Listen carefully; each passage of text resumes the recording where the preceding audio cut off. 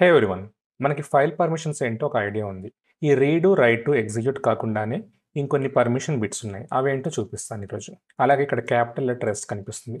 వీటినేమంటారంటే SUID, ఎస్‌జిఐడి అంటారనమాట. ఫైల్స్‌ని ఇంకొంచెం secure చేసుకోవడానికి మనం ఏంటంటే ఈ పర్మిషన్స్‌ని యూజ్ చేస్తాం అనమాట. అలాగే ప్రతి ఒక్క పర్మిషన్ బిట్ యొక్క లాస్ట్‌లో ఒక డాట్ ఉంది చూసారా? సో దీని అర్థం ఏంటి అంటే ఈ సిస్టమ్‌లో ఎస్‌సి లైనక్స్ ఎనేబుల్ అయింది. అలాగే ఈ ఫైల్స్ మీద ఎస్‌సి లైనక్స్ యొక్క లేబుల్స్ ఎనేబుల్ అయ్యి ఉన్నాయని దాని మీనింగ్ అనమాట. అలాగే ఇక్కడ చూసారా ఎల్ అని చెప్పేసి దాని అర్థం ఏంటంటే ఈ సిస్టమ్‌లో ఏదో ఒక ఫైల్‌కి ఈ కనిపిస్తున్న సుడోర్స్ అనే ఫైల్ సాఫ్ట్ లింక్ అని అర్థం అనమాట. అలాగే ఇక్కడ ఈ కనిపిస్తున్న ఫైల్‌కి ఏంటంటే ఒక ప్లస్ సింబల్ కనిపిస్తుంది.